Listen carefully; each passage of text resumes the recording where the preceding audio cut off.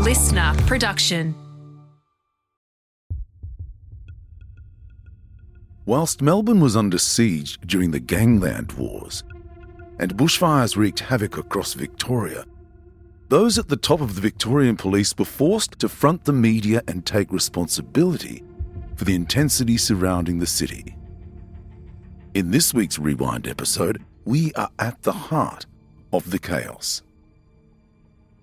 Sandra Nicholson was Assistant Commissioner at Victoria Police for 5 years and steered the ship with Commissioner Christine Nixon.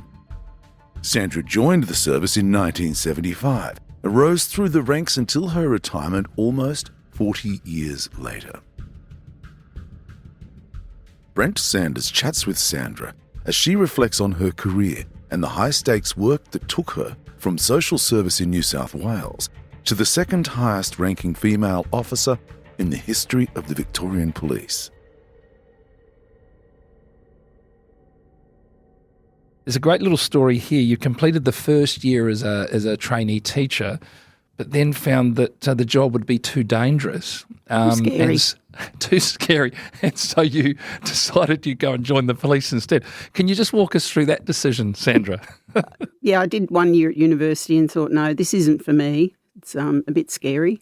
So I joined Social Security, which was scary as well. Yes. And then in 1972, I went overseas for 12 months, or nearly 12 months. And I came back and I took 12 months leave without pay. And I went back to the same job and I thought, I can't do this. So I asked them to put me on the relieving team. So I went to Albury, Canberra, and then I was sent to Melbourne to set up sheltered workshop employment with a group of people in Melbourne. I only had one friend down there or one person I knew, and she said, look, we're looking for someone to play basketball. And I thought, well, I've never played it, but it can't be that hard. I'd played netball. I'd been a netballer. Yes. So I went along there and nearly everyone was in Vic Pol. All the women were in Vic Pol. Yeah. And, we got talking about the work that we did, and I said that mine wasn't all that interesting because it was office-bound, and I'm not an office-bound person. So they said, well, why don't you join Victoria Police? And I thought, that'll do for a few years, so give it a run. So that's what I did, and 35 years later I left with my mother, who I might add is still alive. She's 96, still saying, when are you coming home, dear? Oh, goodness. I know it's one of those jobs, isn't it, Sandra, that when you mention it to your parents, I think they seldom embrace it, particularly, could I say, back in the day as a young woman telling your mum that, you know what, Mum, I'm going to join the police. You would have got a bit of resistance, I'd imagine. I got a lot of resistance, but by then I was already in the academy when I told her, because I wasn't brave enough to tell her before I went into the academy. And she and a couple of my aunts came down to the graduation, and they were very impressed. But if anyone asked Mum what I did, for her own peace of mind, she said, she's one of those people who stands on level crossings and helps people across. She's probably still telling them that when you're the Assistant Commissioner. She probably was. Yeah. Now, I think she actually came to my retirement dinner. She came down from Sydney. Yes. And I think she got quite a shock. Right. Of, some of the things that were said and, some of the things that were read out. So anyway, by then I'd gone. Getting all those accolades for helping people across zebra crossings. Exactly. Yeah. And of course, back in the day, I joined the New Zealand Police 84 and there were very, very few females in the job. Each intake that we had that went into the academy, there was 100 generally in each intake. I think they had something ridiculous like a cap of 2% female. So there were 2 young women out of 100 in my wing. And then you go on to section and there's either no women on section or maybe one. So I'd imagine, and you went into the women's police. This is an interesting term, isn't it? It makes you sound like, you were there to only deal with sort of women that were in trouble. But I think the reference was more to you being a woman in the police, a strange term. Yeah, it was called the Women's Police Division, and it was really to deal with women and children who had crimes committed against them. So we were the first people that they met in relation to rape and sexual offences, etc. Right, and then now, if my research is correct, Fitzroy was one of your earlier postings. Fitzroy would have been a bit of a tough old area at the time, and I note here that in an interview that I listened to, Sandra, you mentioned at a young age meeting quite a mentor, Janet Lower Sargent there at Fitzroy, and I think you learnt some really valuable lessons from her and how she conducted herself in the job. Look, she was fantastic. As well as being a very good opera singer, she was an exceptional sergeant, and she would take us into places, like the hotels, the Builders Arms and places like that back then women just didn't go into, or if they did, they were with people. So she would walk in there and she just had that aura about her that she respected people and therefore people respected her. And working with her taught me a great deal about how you approach people. You don't approach people with preconceived ideas. You let them tell the story. And, it was a great experience for me. It's such a privilege for me to sit in these discussions with folks like yourself with all this policing experience. And I'll say, Sandra, there's this common thread that often makes its way through it, and it's these lessons learnt by very experienced police back in those early days, and very commonly referring to just those simple walkthroughs in the pubs, treating people with respect and then getting that respect back. And also, I guess it's that, you're young and you've grown up in your own world, your own bubble, and you start to realise that people have had different lives, different upbringings, and to your own. And it's all skills that transfer all the way up through the ranks, isn't it? It is, and you're learning the whole time. And if you're not, you're in the wrong job, because it's a learning curve from day one until the day you leave. Now, Sandra, you transferred out to Mildura. Now, Mildura is a regional area, some 5 or 6 hours out of Melbourne. Small regional station, and this is perhaps not always what younger police are keen to do. They want to be in the bright lights of the big cities. But I think you quote it as being one of the best things that you've ever done in your career. Why was that? Well, first of all, I have to correct it. I wasn't transferred. I did transfer out there, but it was at the request of they found it very difficult to get policewomen to transfer to those stations. So they had a system in place. Anyway, the person who was selected couldn't go, so she came and asked me if I would go. And, I didn't know where Mildura was. I thought it was a suburb of Melbourne, so I thought, okay. So 6 hours of driving later, when I arrived at Mildura, and it was fantastic because at that point in my career, so 76, early days, there were a lot of jobs that women couldn't do. They were just not allowed to do it. But going to Mildura gave me the opportunity to work the watch house.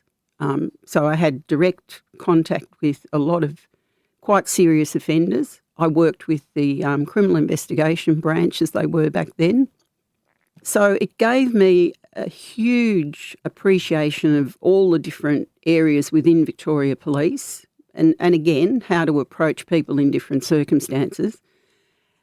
And when some positions were advertised, mainly it was for women. They wanted, I think, 10 or 12 women to go into a particular squad as detectives. And the experience that I had allowed me to put in a very substantial application for that job, and I got it. The time frame here is you've probably only been out of the academy for a couple of years, and you're already then applying for a detective's posting. Is that Absolutely. About right? Yes, I joined March 74. Yes. And I got the job in June 76. 2 years. Yeah, 2 years. Good. That's a very, very quick transition, isn't it? And you would put a fair bit of that down to, I guess, the CV or the resume, if you will, that you were able to put together during that period of time in a regional town like Mildura. Oh, if I hadn't said yes to that opportunity, I wouldn't have even bothered to apply. There's a plethora of cases that we could chat about over your very extensive career, Sandra, but there's a great story, and it's often these simple little things that stay with us. There's a story about, I think you're at Mildura and you're making your way to an event in Melbourne. There'd been a burglary or robbery or something at the club there, and you were coming through Sea Lake, I think, stopping off for an ice cream, or there was some wonderful little bit of detail like that. Can you just walk us through that? So there was an event happening in Melbourne for police women. And so the other policewoman I was working with, and I decided we'd go down to it. We were given permission to go. And it was a particularly hot day, and I think we were in a Valiant P76, no air conditioning. So we got to Sea Lake and we decided that we'd stop for an ice cream, and the police knew who we were. So they approached us and said, "Are you going to Melbourne?" And we said, "Yes.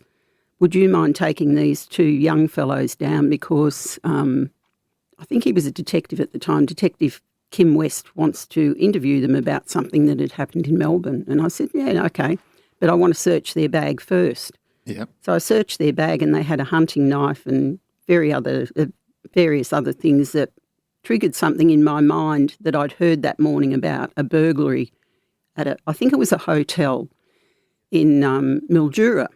So we put them in the back of the car. We didn't alert them to the fact that we suspected them. So we were chatting all the way down because it's a long way.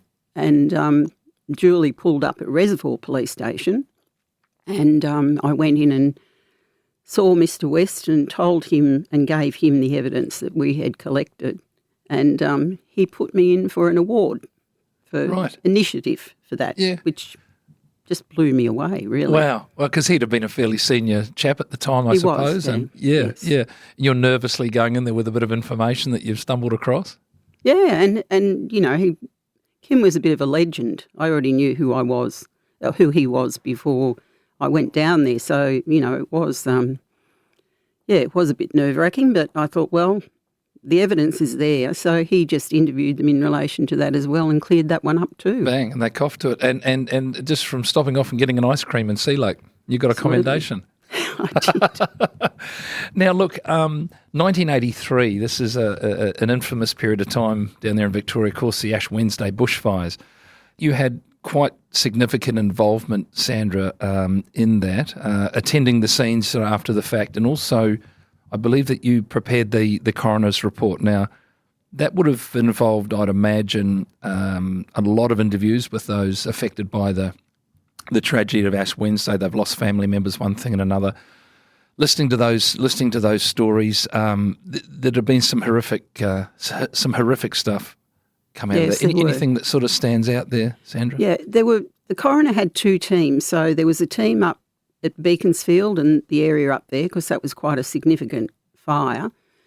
And then the other team, which is the team I was on, which was 3 people, we had a sergeant and 2 detectives, and we did all the other fires. So we did Wood End, but we went we went down to the coast as well. And while we were down at the coast, I remember speaking to a fellow who had lost his wife during the fire, and there was no body. And I said to him, "So how do you know that was your wife?" And he said, "Because I could tell they were her thongs melted into the bitumen."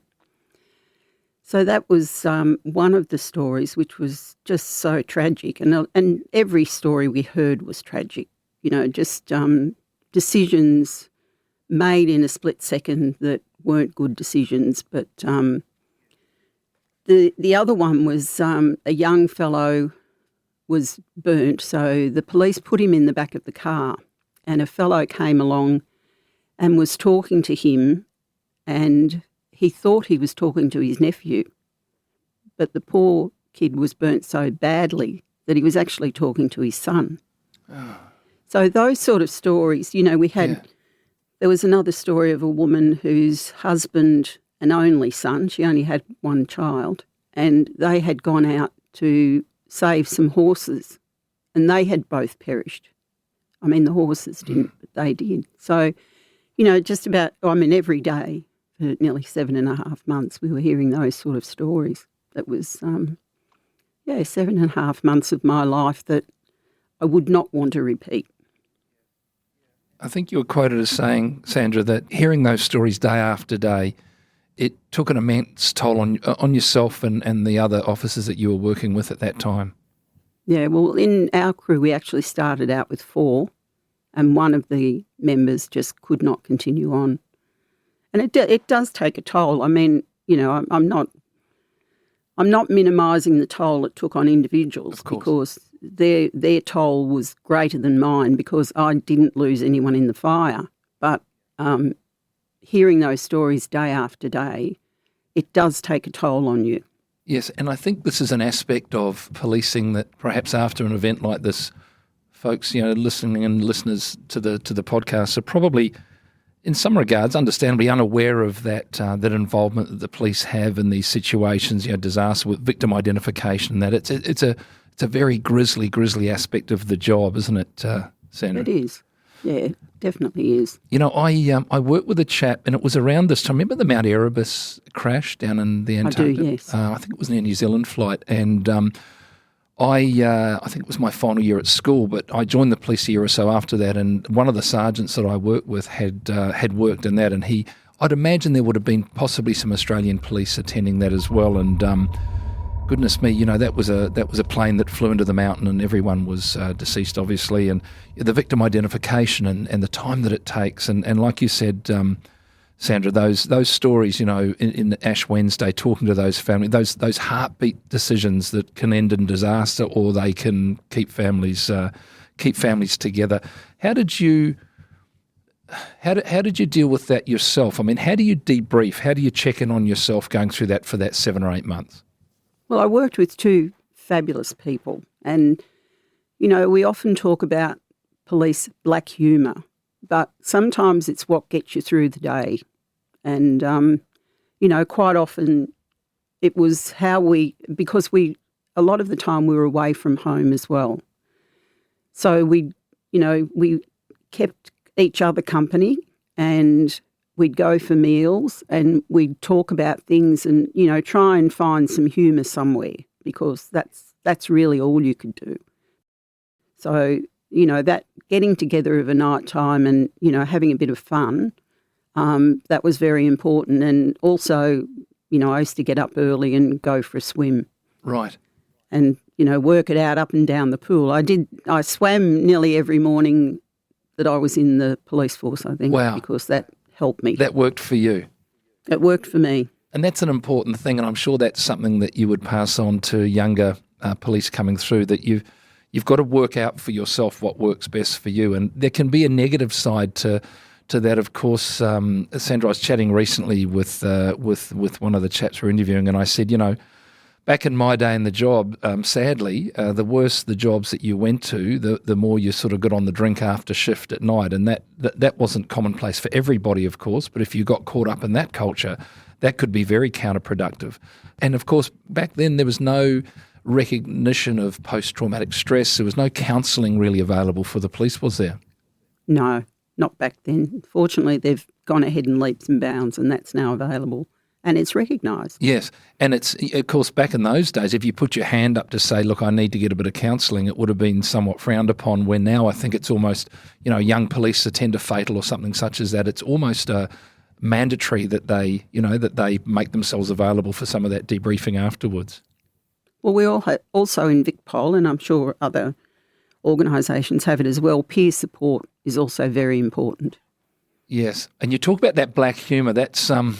Yeah, it's something that frontline workers are very, very familiar with, and it's a strange one, that one, isn't it? And it's a hard one to get your head around if you've never experienced it, but I know exactly what you're talking about. Some of the worst jobs, the grisliest crime scenes you attend, I think it's almost like it's a defensive mechanism, isn't it, Sandra? It's sort of like you strangely you find something within it that sort of keeps it at arm's length.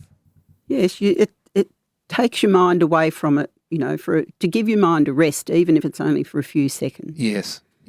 Just take your mind out of the situation for a short time to give it a bit of a break. Now, we fast forward, you became the first female lecturer at the DTS, the Detective Training School. There's a period too, I think, as a detective inspector that you moved out west. There's a funny story there too, I think, Sandra, which is probably indicative of some of the attitude of the day. And I do recall, interestingly, hearing you saying that when we looked at yourself as a woman making your way up through the ranks of Victorian Police, I think you were quoted as saying that the discrimination that was there was not overt. It wasn't so much in your face. There would have been some stuff going on behind the scenes, but it's.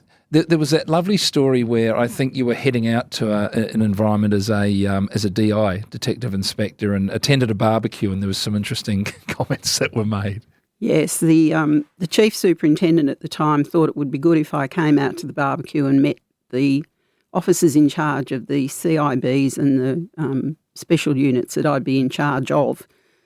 So I went out there and a couple of them pulled me aside and said, you know, the good thing about you coming out here is that you won't need to make any decisions. We'll make them for you.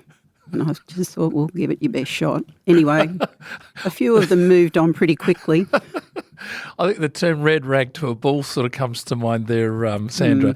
Goodness me, you don't get to where you got within the job without being able to deal with all that sort of rubbish fairly effectively, I would suggest. Well, that's the part they hadn't worked out. Yes. So, to their detriment, really. Because they would have been coppers who never had a female boss in their lives in the police force, I would suggest. I can't say definitively they didn't, but from the attitude of some, Yes. I mean, most of them were really good, Yes, but from yes. the attitude of some, I'd say definitely they had never encountered a female in charge. It's the vocal minority, though, isn't it? They're the ones that will come up to the barbecue with a few beers on board and espouse all their all the rest of it. There's challenges for any police officer making their way up through the ranks, but at the time, you know, you were very much a trailblazer for women with the level of policing that you did. Those challenges, were they there? Were you aware of them? Were you having to deal with them regularly, or was it not really? Oh, no, they were definitely there. You know, I mean, that barbecue is an example, but there was another job that I put in for that I didn't think I'd got it, but anyway, it was reviewed by the person or people who had to sign off on it, and they looked at it and thought, no, this isn't right. So I ended up with the job, and the person who missed out, who was the favoured candidate by the area that he was going to, Yes. talked him into putting in an appeal. So then I was at a function and one of them came up to me and smiled and said, so how's your brief going? Because you had to put in an appeal brief. And I said, not too well. And he said, oh, that's not good. And I said, no, I've got so many statements of support, I'm not sure which ones to put in. And They just quietly wandered off. the appeal was withdrawn the next day. Is that right? There you go. Little things like that. And I had an assistant commissioner approach me as I was looking to go to superintendent. Yes. And he said to me, because I was a detective inspector at the time, and he said to me, I've heard something about you. And I said, oh, yeah, what's that? And he said that you're very happy where you are and that you don't want promotion. And I said, and that would have been a man who told you that. And he just looked at me and smiled, and I said, I will be sitting for the promotion board, yes. And I did, and I got the job. Coming up, police investigating other police.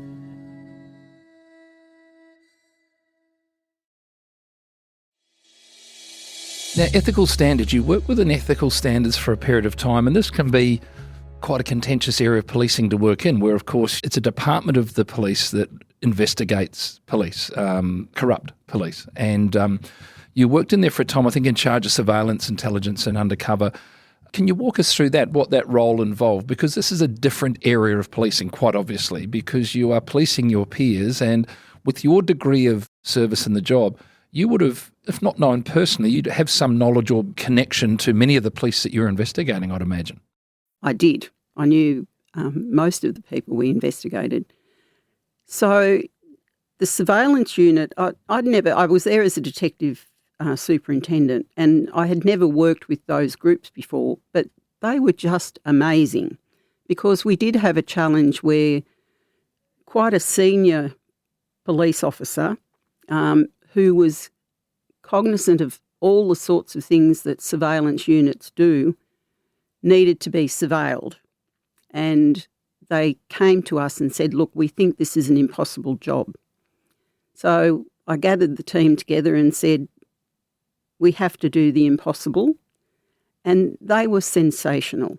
They came up with an idea and we executed that idea and we arrested that member. He had no idea that the surveillance team were there watching everything that he did. There was an interview you gave where you mentioned about the absence of having hard discussions with some of these individuals, and that was something that you felt quite comfortable in doing. And you used that term hard discussion being that a lot of these people who you ended up investigating in ethical standards were people who had made their way through and nobody had ever sort of sat them down, and nothing had actually appeared on anything previous to the point where now they're being investigated. And you used that term hard discussion. That jumped off the page at me a little. Just explain that to us. I think it's mandatory to be honest with people. And if they're doing something that they shouldn't be doing that's impacting on them, their work, and particularly their colleagues, then you need to have that hard discussion. And I can remember, people who were unwell and had degenerative illnesses that would prevent them from staying in Victoria Police and doing the job that they wanted to do and should have been doing. So it was a matter of sitting down with them and saying, all right, well, what's something else you'd like to do? I remember one fellow in particular, he had a degenerative condition. He knew that he couldn't be non-operational because there's not that many non-operational positions within Victoria Police. So I said to him, what would you like to do? If you couldn't do this forever, what would you like to do? And he said, I'd like to be an architect. And I said, well, why don't you use your time while you're here to pursue that? Mm. And he did, and he became a very successful architect outside Victoria Police. But it's not just about talking to people who are no longer a fit within Victoria Police. It's about talking to people who are doing the wrong thing. You know they're doing the wrong thing, but passing them off to other people. You're better off because you might stop them going into a career or continuing in a career where they're being compromised because of something they did, or continuing on behaviour that could eventually lead them to being sacked from Victoria Police. And I saw that very often when I was a hearing officer, because people would come before me and secretly their bosses would say, we want you to give him the sack because he's always been like that. And I said, well, I actually can't do that because there's nothing in his history that tells me that anyone has sat him down and told him of his behaviour. Yes, yeah. So, it's one of those things like everybody knows he's doing it, but nobody has the conversation. Yeah, it's like if you bring it into any workplace environment, it's like the person who everyone in the office knows, everyone knows he makes these comments or does this stuff, but there's no leverage for senior management to do anything about it if nobody steps up and has the discussion or comes forward and makes the complaint and things such as that. Yeah. No, it's not, and it's not fair to that person because they could be completely unaware of what they're doing is the wrong thing, and it's not fair to the colleagues that work with them. It's not fair to the organisation they work with or work for. It's not, in Victoria Police's case, it's not fair to the community. That's who we're there to serve. 2005, you took up the role as the Assistant Commissioner to Commissioner Christine Nixon. So a very unique situation where the two top-ranked police in the state, both women, that would be quite historical, I would imagine. Yes, but apparently I only got it because Christine's a woman and I'm a woman. Of course. Goodness me. Yeah, let's not get ahead of ourselves.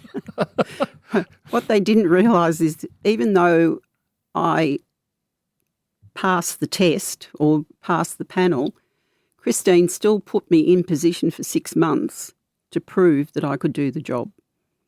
And I had previously missed out on a commander's position under Christine Nixon, so I don't think she wasn't doing any favours. The last thing that I would ever say about Christine is that she would put favouritism ahead of work commitment. Right. So if you're not producing the goods, then you're not going to get that job. Yes, regardless of gender or anything. Oh, so, yeah.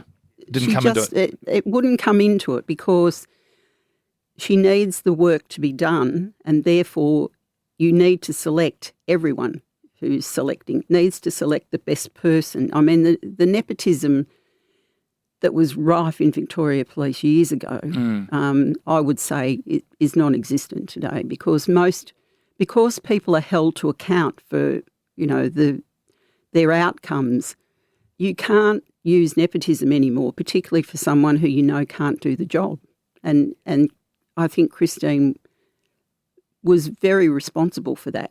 She needed to prove to the government that we could deliver, and she needed people in position who could deliver what we needed. Yes. Was it ever on the horizon for you? Did you ever have any aspirations or desire to take that next step up to be Chief Commissioner, or was that not something that interested you? Or Good goodness, no. Not interested? No. No, so quite a difference in role from Chief Commissioner absolutely. to Assistant. Yes. No, yes. absolutely. And I mean, Christine, I know, was hardly ever home of a night time, weekend. She has a very supportive husband, which is fantastic. But it wasn't the life I wanted. And this, without having to delve too far, this was in hindsight, retrospectively, a fairly tough time to be at that rank in the Victorian Police. A little bit of arm wrestling going on with the police union, one thing and another. I mean, there's always going to be issues, of course, at that level, but not an easy time to be in your role in looking back at that period of time in Victoria Police. Well, I don't think any time's an easy time. You've always got to deliver on what you've got to deliver on. So, at that level, you're looking across your own area far more strategically because you have to deliver on crime, community, budget. I would have been called to Christine's office more than once over our overspend, and we were forever trying to look for ways to rein in the spending. So a lot of your time was taken up with that sort of thing. Thankfully, I had, I think the best team to help me do that, because I think when I became an assistant commissioner, I didn't even know how to spell strategic, much less deliver on it. So, much less be one. Yes. No, be one. So, I had a great team, Yes, fantastic team. And we did achieve, and we achieved a great deal. But, Sam, that's a wonderful part of leadership too, that I think it's Henry Ford, and I'm going to misquote him hopelessly, but surrounded himself with people who knew more about sort of different aspects of the job than he did. And I think there's a real humbleness that those in those high echelons have when they can sort of say, well, look, this is not an area that I have expertise in. I'm quite comfortable bringing somebody in who knows more about it than I. But then there's other personality types who would be very resistant to that and try to take it all on themselves. Well, I think that's what I learnt from Christine, because she used to talk about her time in New South Wales Police, where they put her in charge of, I'll say firearms, the firearms area, and they were quite resistant until she walked in and said, look, I know nothing about firearms. I'm going to rely heavily on you, and I want you to teach me. So I got to the point where I'd go to my finance manager and say, am I allowed to spend this money? And if he said no, I didn't spend it. Right. Yes. Because he was the expert, I wasn't. Now, once you achieve those lofty roles, assistant commissioner, there must have been days or moments where, you were sitting there with all that pressure, all that responsibility, thinking of that young constable back at Fitzroy with your mentor, Janet Lowe, there walking through the pubs, and just at times it must have seemed like 100 years away, and other times it must have seemed like just a couple of months earlier. Oh, I think time goes fairly quickly. Yes, and yes.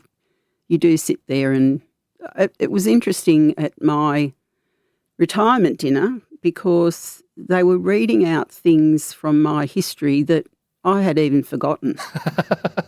It was so long ago that, and so, you're always preparing for the next day. You're dealing with today but preparing for the next day. And I think sometimes you do forget those things that happened earlier on in your career. And Sandra, you talk about, you go back to the your Ash Wednesday work that you did and the pressure that was on yourself and your team, with the very grisly sort of involvement that you had there. and dealing with families and having to debrief and that type of thing. A different type of pressure, I guess, being at the level of assistant commissioner, but pressure still the same. You go to bed at night, you put the head on the pillow, and there's a whole lot of stuff rolling around inside your head. But what were the inherent pressures of that role? Was it the expectation, sort of, with regards to budget and all those type of things? I suppose a plethora of different things. It is, and it's also, making the welfare of your members is paramount. So, you just really had, I made a point of visiting every police station within my region, and I had about a third of the state. So I went from Footscray through to the South Australian border. And I endeavoured to meet with every one of my members once a year at least. And, if I could do it more, then I did, because it was important that they knew that I cared about their welfare. And it's not just verbal, it's actually action. I remember doing a course at Manly, and the woman who taught us there said, what you need to keep in mind is show me what you do and I'll tell you what you think. So it's more about the action, not about, the platitudes that you send out, you've all done a great job. It's not Mr. Grace. It's, it's actually being there and showing them that you care and you support the work that they're doing, because they're very important. They were important for me to achieve what I needed to achieve. So if I didn't have them on board, I would never have been successful in what I did. Goodness, there's some great learnings there, from a management perspective. I've in the work that I do at the moment, I go into a lot of organisations, Sandra, and do a lot of work with staff around harassment, bullying and this type of thing, and it brings up all sorts of different pressures and what have you. And one of the ones that will often come up in environments where maybe culture is not that great is that perception or belief that the staff are not appreciated, that no one's ever come up and walk through their floor and say, hey guys, well done, and this. Oftentimes senior management are very quick to pull people up for mistakes that they make, but not nearly as quick to actually take the time to walk out of their office and walk around the troops and be visible and just give them that little bit of recognition. And it goes a long way, doesn't it? You can't work without it, I don't think.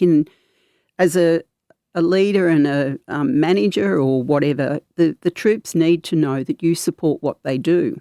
And if they don't, then you won't achieve either, because I think there's an old saying, an organisation or a fish rots from the head down. And so, if there's not strong leadership at the top and visible leadership at the top, then you can't expect people to be working for you, because they don't know who you are and they don't know how much you appreciate what they do on a daily basis. Yes. Now, that period of time also, 2005, that would have caught you sort of right smack bang in the middle of the Gangland dramas, killings, call them what you will, in Victoria, which I've spoken about on a previous podcast. This was an extremely turbulent time with underworld figures sort of taking the law into their own hands. And was at the level that you're at, Assistant Commissioner, did that impact on you at all? Was there roles that you played during that time connected to those gangland activities, Sandra? As a detective inspector, I attended a number of the killings, just because I was on night shift when they happened. A lot of them seemed to happen at night. As an assistant commissioner, we sat on several committees, corporate committees led by the chief commissioner, and those sort of things came up all the time. And of course, if they started a task force in relation to something, then we were involved in that. We had to supply people for that particular task force or whatever. So we were always informed about it. We always knew what was happening because that came out in our regular meetings. But apart from supplying troops and things like that, I didn't have any direct involvement with capturing the offenders or anything like that. Yes. From a young beat constable through to assistant commissioner and all the ranks in between, you may not be able to answer, but did you have a favourite rank or because they all entail different work, don't they? And anything, if you look back on it, was there a period or a rank that you had you thought, that was, I enjoyed everything, but that was a bit of a standout? Yeah, I probably did enjoy everything. That's true. Yes. I suppose your last rank is your favourite because it was the one where I could do the most for the members. As you're coming through, you can do a lot for your immediate group, but as an assistant commissioner, you can do a lot more for a larger group of people, and particularly, within the community. The community connections are local until you get to that level, and then they become more expanded. And that was, a lot of fun, all the festivals and things that we went to and all the community groups that we met. Achievements all the way through were, little pleasures, but I think Assistant Commissioner was definitely the one where I felt I'd achieved a lot more for both the community and our members. Goodness, well, look, Sandra, I just want to thank you so much for taking the time to come in and to have a chat with us, and congratulations also on such a stellar career. You've been an amazing mentor and role model for young police coming through. And can I say particularly, I'm sure, young women police coming into an environment where senior female role models are so important, and it's been such a pleasure. I'm sure Mum is still extremely proud of that daughter of hers that stood and allowed people to go across the zebra crossing. Very proud. Very proud Mum sitting at that retirement dinner thinking, goodness, she's done a few more things than what I thought here. Sandra, thank you for sitting here. I've really enjoyed our chat, and thank you so much for your service. My pleasure. Thank you. That's all we have time for in this Rewind episode. If you know someone who loves true crime, recommend our series to them. And check out our favourite clips. Search LiSTNR Crime on TikTok or Instagram. I'm Dan Mullins. Thanks for listening.